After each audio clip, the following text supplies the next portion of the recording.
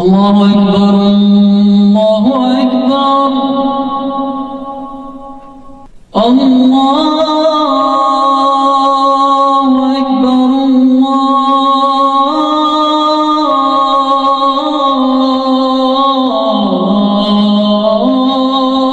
আকবার। আমরা পশ্চিমাদের কাছে গ্রহণযোগ্যতার মানদণ্ড বানাচ্ছি কোনো কোনো ক্ষেত্রে, অথচ আমরা ভুলে গেলাম যে সবচেয়ে গ্রহণযোগ্য সে ব্যক্তি যে আল্লাহর কাছে গ্রহণযোগ্য। কি আশ্চর্য! অং সান সুচি নোবেল পুরস্কার পেয়েছিল, মনে আছে আপনাদের? কিসে? পিসে, শান্তিতে। যার হাতে আরাকানের বহু মুসলিম এবং অমুসলিম, শুধু মুসলিম না, মুসলিম অমুসলিম বহু মানুষের রক্ত লেগে আছে। কিসে নোবেল পুরস্কার পাইছে সে? এখন যদি আমি এই পুরস্কারের মানদণ্ডে তাকে যাচাই বাছাই করা শুরু করি, তাহলে আপনি একটু জাহেলে মোরাক্কাব, এবং না আপনি দিন বুঝেন না দুনিয়া বুঝেন, না ইহকাল বুঝেন না পরকাল বুঝেন। তো আল্লাহ পাকের কাছে যে মাকবুল সেই মাকবুল, আল্লাহ পাকের কাছে যে গ্রহণযোগ্য সেই গ্রহণযোগ্য। এই গ্রহণযোগ্যতার মানদণ্ড পশ্চিমাদের দর্শন নয়, বরং কোরআন এবং হাদিসের মূলনীতির আলোকে আমাকে বুঝতে হবে যে কে আল্লাহর কাছে গ্রহণযোগ্য হতে পারে। আফসোস এই বিষয়গুলোকে কেন্দ্র করে করতেই হয় যে আমরা এই বিষয়গুলো ভুলেই গেছি। এখন আমাদের চোখ দুনিয়া ছাড়া কিছুই বোঝে না। ভাবখানা এমন যে পশ্চিমাদের কোনো গ্রহণযোগ্য ব্যক্তি বা তাদের কোনো খাদেম আমাদের ত্রাণকর্তা হয়ে আসবে, উম্মাহকে খেলাফার দিকে নিয়ে যাবে। ভাবখানা এরকম, আমাদের ভাবখানা এরকম। তো আমরা আল্লাহর বিরোধী, আল্লাহ পাকের বিধানের বিরোধী কোনো ব্যক্তিকে যদি মনে করি যে তিনি মুসা আলাইহিস সালামের ভূমিকায় এসে বনু ইসরায়েলকে বাঁচায় নাজাতের পথে নিয়ে যাবে, এর চেয়ে বোকা কোনো জাতি হয়? আফসোস এগুলো আমাদের জন্যে। তো আল্লাহ পাক আমাদেরকে হক বোঝার তৌফিক দান করেন। 4 নম্বর কটা হলো? 4টা। একটা কি ছিল বলেন তো? প্রথমটা এইটুকু আলোচনা মুখস্থ করে বাসা যাই, তাহলে আজকের আলোচনা সফল ইনশাআল্লাহ। শরিয়ার যত পারি গভীর জ্ঞান অর্জন করা, এবং সবাই তো ফকি মুহাদ্দিস মুফতি হতে পারবো না, কিন্তু একটা মানে ফরজিয়াতের জ্ঞানটা সবাইকে অর্জন করতে, এটা ফরজ, এবং আমাদের পরিবারের সদস্যদেরকেও শেখাতে হবে। 2 নম্বর হচ্ছিল আমলটা বাড়ানো, ইলম অনুযায়ী আমলটা বাড়ানো। 3 নম্বরটা ছিল আমার পরিবারটাকে আগে গড়ে তোলার চেষ্টা করা। পরিবার না গড়ে উঠলে যে আমি বাইরে আবার দাওয়াতের কাজ করতে পারবো না বা খেলাফা মুভমেন্ট করতে পারবো না, বিষয়টা এমনও না। আমাদের এটাও চলবে, এই মেহনতও চলবে, আবার আমরা বাইরের মেহনতও করবো ইনশাআল্লাহ। 4 নম্বর হচ্ছে রিজিক হারাম যেন নিজের রক্তে না ঢুকে। এটা খুবই সতর্কতার সাথে চলা, না হলে হারামখোরদেরকে দিয়ে খেলাফা কায়েম হয় না, কখনোই হয়নি, হবেও না, বলে লাভ নাই। মানে যারা হারাম খাচ্ছেন, হারামের প্রতিষ্ঠা করছেন, সুদ, তারপরে ঘুষ, দুর্নীতি ইত্যাদি ইত্যাদি, এটাকে একটা সামাজিক সংস্কৃতি বানায় ফেলেছেন, তাদেরকে দিয়ে কষ্টিন কালেও আল্লাহ পাকের জমিনে আল্লাহ পাকের বিধান প্রতিষ্ঠা করা সম্ভব, এবং তারা সেটা করবেও না কখনো। ওই চেতনাই তাদের মধ্যে আসবে না। 5 নম্বরটা হচ্ছে যে মাথার উপরে মুরব্বি রাখা। এটা মাথাটা ভালো করে ঢোকান, মাথার উপরে মুরব্বি রাখা। মুরব্বি বলতে বোঝাচ্ছি যারা শরীয়তের গভীর জ্ঞান অর্জন করেছেন, বড় বড় ওলামায়ে কেরাম, তাদের পরামর্শ নেওয়া। যে নিজেকেই মুরব্বি মনে করে সে পথভ্রষ্ট হইতে তার একদিন সময় লাগতো না। আমরা এখন অনেক ওলামায়ে কেরামের এক্সাম্পল দিতে পারবো, পাবলিকলি নাম বলতে যাচ্ছি না, শুধুমাত্র নিজেকে মুরব্বি মনে করার কারণে এবং তার মাথার উপরে কোনো মুরব্বি না থাকার কারণে মুহূর্তের মধ্যেই পদস্খলিত হয়ে গেছে। এমন হয়েছে সকালে হয়তো মুমিন ছিল, বিকালে কুফরি কথা বলে ফেলছেন। বিকালে হয়তো মুমিন ছিল, সকালবেলা উঠে মুনাফিকদের পক্ষে কথা বলে ফেলছে, ইসলাম বিপক্ষে কথা বলে ফেলছে, দালালি করে ফেলছে, কারণ মুরব্বিদের সাথে মাশওয়ারা করে নাই। এই জন্যে, আর এটা হলো তাদের কথা বললাম যারা মানে ফান্ডামেন্টাল আলেম, এরকম অনেকেই এরকম পরিস্থিতির শিকার হয়ে গেছে। আর আমরা যারা আলেম না, জেনারেল শিক্ষিত মানুষ বা শরিয়াত অত বুঝি না, তারা যদি মুরব্বী মেনে না চলে আমাদের কি অবস্থা হইতে পারে? তো এখন এখানে আমি চলমান প্রেক্ষাপটে একটা খালি আফসোসের কথা বলি শোনেন। অনেক কিছুই হলো, অনেক কিছুই হচ্ছে, আবার অনেক কিছু হবে, তাই না? কিন্তু যারা এখানে নেতৃত্ব দিচ্ছেন বা লিডিং রোল প্লে করছেন, তাদের মাথার উপরে কোন কোন মুরব্বীদেরকে তারা রেখেছেন এটা আমি জানতে চাই। কোন কোন বরেণ্য বিদগ্ধ ওলামায়ে কেরাম আর মুরব্বীদের সাথে মাশওয়ারা করে আপনারা কাজ করছেন, এটা জানার আমার খুব ইচ্ছা। যদি করেন আলহামদুলিল্লাহ, যদি না করেন তাহলে এটা খুবই গলত একটা কাজ হচ্ছে। উচিত ছিল বরেণ্য ওলামায়ে কেরামদের সাথে পরামর্শ করা। ওলামায়ে কেরাম আপনার ঘরের দরজার সামনে যাবেন না, তো আপনাকে আসতে হবে ওলামায়ে কেরামের দরবারের সামনে। জ্ঞান কারো কাছে হেঁটে হেঁটে যায় না, আপনাকে জ্ঞানের কাছে আসতে হবে। আর বরেণ্য ওলামায়ে কেরাম থেকে ফেসবুকে পাবেন না তো এইভাবে। ফেসবুক ইউটিউবে খালি সার্চ মারলেই তো হবে না যে কাদের ওয়াজ মানুষ বেশি শোনে আর কাকে মানুষ বেশি বড় আলেম মনে করে। নো, আপনাকে দেখতে হবে যে আলেমরা কাকে আলেম মনে করে, আমজনগণ কাকে আলেম মনে করে, এটা বড় কথা না। আমজনগণ যদি আলেম মনে করে ভোটাভুটি হয়, তাহলে আমি তো কালকে প্রেসিডেন্ট হইতেও পারি, আল্লাহ যদি চান। বা আরো অনেকে আছে, আজারি ভাই আছে, আমাদের আরো অনেক ভাই আছে, ভোটাভুটি নিলে তো তারাও ভালোই করবে, খারাপ হবে না, তাই না? জনপ্রিয়তা আছে, এটা সত্য মিথ্যার মানদণ্ড না। এই জনপ্রিয়তা হক আর বাতিলের মানদণ্ড কোশ্চিন গেলেও না। আপনারা দেখবেন ওলামায়ে কেরাম কাকে হক মনে করেন, ওলামায়ে কেরাম কার কাছে ইলম নিতে যান, ওলামায়ে কেরাম না কার পিছনে ছুটতেছেন, ওইটা আপনি ফলো করুন। সাধারণ আমভাবে মানুষ পঙ্গপালের মতো কাকে ফলো করতেছে, কাকে হিরো মনে করতেছে, কাকে বড় সেলিব্রিটি মনে করতেছে, this is not the big deal. এটা বড় কথা। এটা ভালো হতে পারে, তার জন্য কল্যাণকর হতে পারে, আবার ফিতনাও হতে পারে। ইসলামিক ক্ষেত্রেও, রাজনৈতিক ক্ষেত্রেও এবং সামাজিক ক্ষেত্রেও অনেক বিষয়ের সিদ্ধান্ত গৃহীত হচ্ছে ফেসবুকের মাধ্যমে। ফেসবুকে একটা হাইপ তুলে দেন, দেখা যাবে মানুষ দেখা যাচ্ছে ওইটাকে নিয়ে সারাদিন বসে আছে, ঘুরে ফিরে ওইটা সামনে আসতেছে, এটা নিয়ে সবাই লেখালেখি করতেছে, পরে ওইটার আলোকে একটা সিদ্ধান্ত বাস্তবায়ন হয়ে গেল। সুবহানাল্লাহ, সুবহানাল্লাহ, কি জাহালাত, কি ফিতনা! কেন জাহালাত ফিতনা বলছে? একটা এক্সাম্পল দিলে বুঝবেন, একটা খালি এক্সাম্পল দেব। মনে করেন এটা উমর রাদিয়াল্লাহু আনহুর শাসন, একটু মনোযোগ ধরে রাখেন। কার শাসন? উমর রাদিয়াল্লাহু আনহুর শাসনে যারা জনগণ, তারা সবাই সাহাবী না? তারা আল্লাহর রাসূলকে দেখেছেন না? এই দীর্ঘ সময় রাসূলের সহবত ছিলেন না? ওই জামানার একজন ব্যক্তি কি এখনকার সব মানুষের চেয়ে উত্তম না? বুঝলেন কথা? কিন্তু উমর রাদিয়াল্লাহু আনহু সমস্ত সাহাবীদের সাথে এই তথাকথিত গণতান্ত্রিক পদ্ধতিতে মাশওয়ারা করতেন না। মাশওয়ারা করার জন্য ওই সাহাবীদের মধ্যেও বাছাইকৃত একটা প্যানেল ছিল তার, যেটাকে বলা হতো মজলিসে শুরা। কি বলা হতো?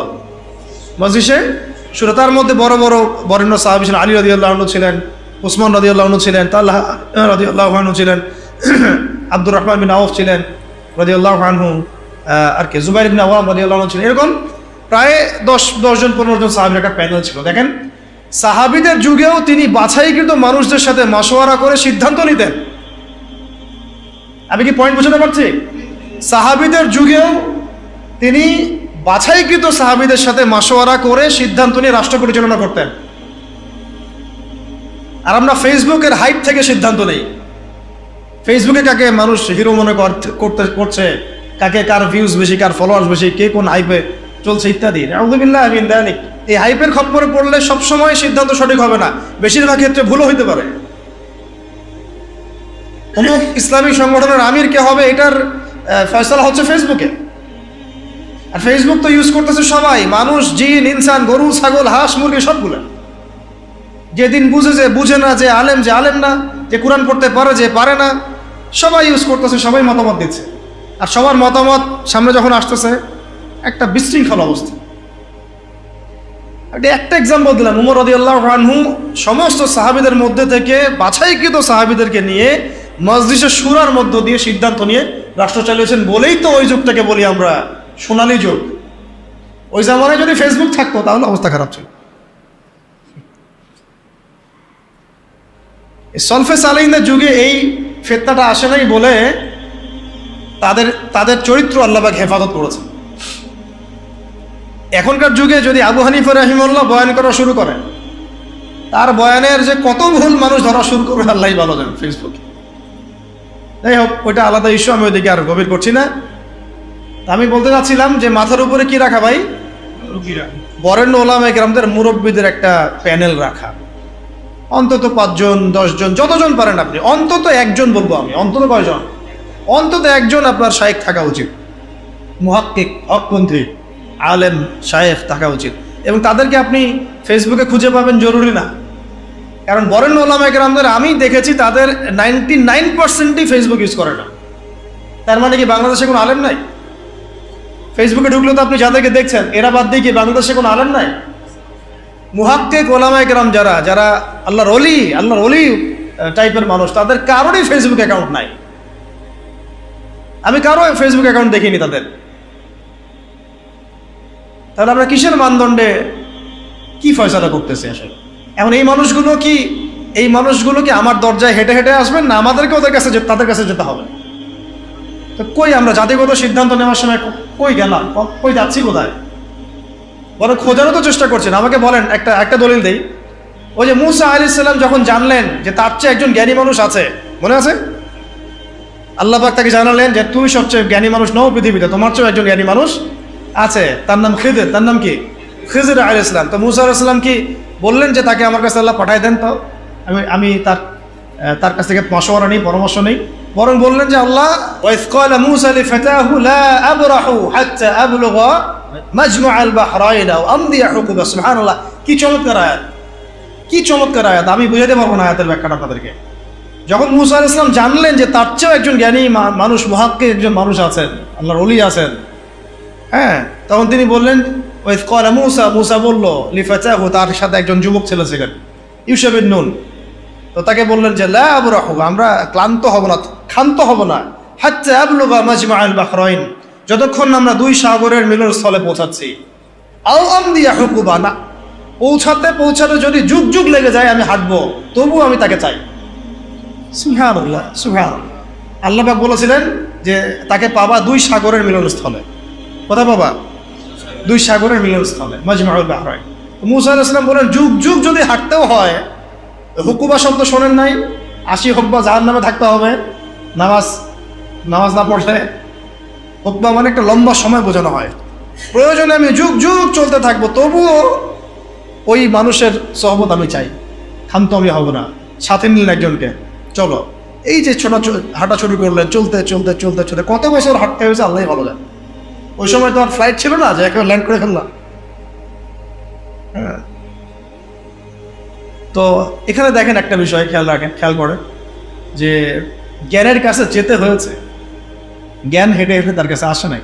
তাই আমাদের এই খিলাফা কনসেপ্টের জন্য অবশ্যই বরেণ্য ওলামায়ে কেরামদের সহবত এবং মাথার উপরে এই মুরব্বীদের পরামর্শ মশওয়ারা লাগবে। নিজেকে যদি মুরব্বী মনে করা শুরু করি, তখন পদস্খলন হতে সময় লাগবে না। আমাদের অনেক বড় বড় ইসলামিক ব্যক্তিত্ব এবং সেলিব্রিটি এভাবে পদস্খলিত হয়ে গেছে অলরেডি, শুধু মুরব্বীদের সহবত না থাকার কারণে, নিজেকে মুরব্বী মনে করার কারণে যে আমি মুরব্বী, আমার কোনো সহবতের দরকার নেই। অথচ প্রত্যেক বরেণ্য মুরব্বীও আমরা যাদেরকে চিনি, তারাও মাথার উপরে মুরব্বী রেখে চলেন।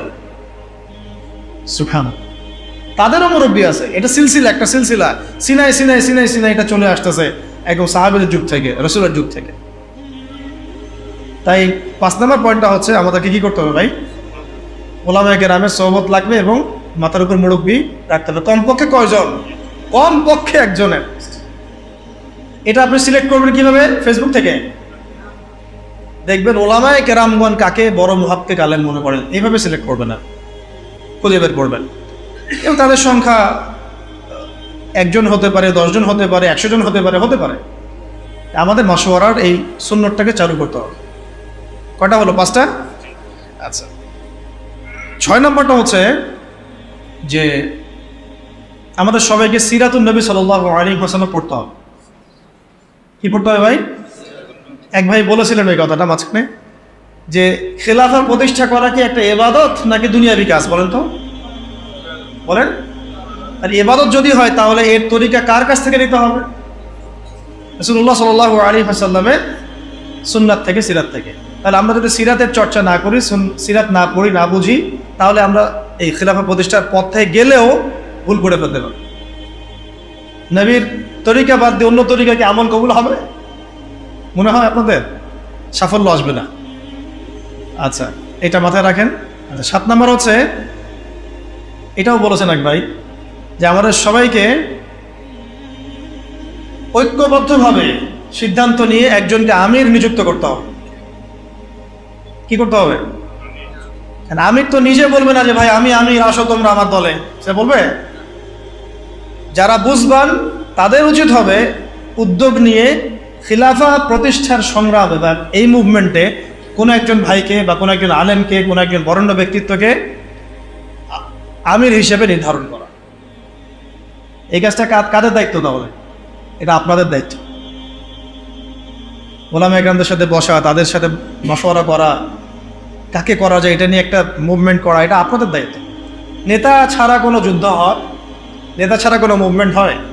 আর সবাই যদি নিজেকে নেতা মনে করা শুরু করে তাহলে হবে? আর নেতা কয়জন হবে? 10 জন, 20 জন, না একজন? একটা মুভমেন্ট তখন সফল হবে যখন সেখানে একজন বরেণ্য, আল্লাহর কাছে কবুল একজন বান্দা, যিনি দায়িত্ব চেয়ে নিচ্ছেন না, চাচ্ছেন না যে আমাকে আমির করো, আমাকে আমির করো, বরং মানুষ বুঝে শুনে তাকে আমির করছে। এরকম কোনো মানুষ যখন বিচক্ষণ, বিদগ্ধ একজন আমির থাকবে মাথার উপরে, তখন এই মুভমেন্টটা সফল হবে। এটা হলো আমাদের কাজ। তাহলে আমির একটা বড় বিষয়। কারণ দেখুন, সাহাবীরা একজন নেতার অধীনে নেতৃত্বে চলেছে, তাই না? সাহাবীর যুগের পরে আবু বকর রাদিয়াল্লাহু আনহুর সময় কে আমির ছিল? একজন। কয়জন? নাকি উমর রাদিয়াল্লাহু আনহু আমির, বাকিরা কি সবাই আমির? সবাই কি আলাদা আলাদা আমির? একজন আমির ছিলেন, তিনি আবু বকর রাদিয়াল্লাহু আনহু। তারপরে উমর রাদিয়াল্লাহু আনহুর সময় কি একজন আমির না 10 জন আমির? উসমান রাদিয়াল্লাহু আনহুর সময়, আলী ইবনে আবি তালিবের সময় একজন। কিন্তু আমি একটা এক্সাম্পল দিয়ে বুঝালাম যে আমির যখন একজন থাকে তখন সমাজের শৃঙ্খলা বজায়। 10 জন ইমারতের দায়িত্ব যদি দাবি করে আমিও আমির, তুমি অমুক আমির, তুমি তমুক আমির, তাহলে বিশৃঙ্খলা সৃষ্টি হবে, তখন খিলাফা মুভমেন্টটা পড়ে যাবে। 8 নম্বর হচ্ছে, আমিরের হাতে বায়াত জরুরি। কি জরুরি? আমিরের হাতে হাত রেখে বায়াত নেওয়া জরুরি, শরিয়াতের, তাজকিয়ার এবং জিহাদের এবং খেলাফা।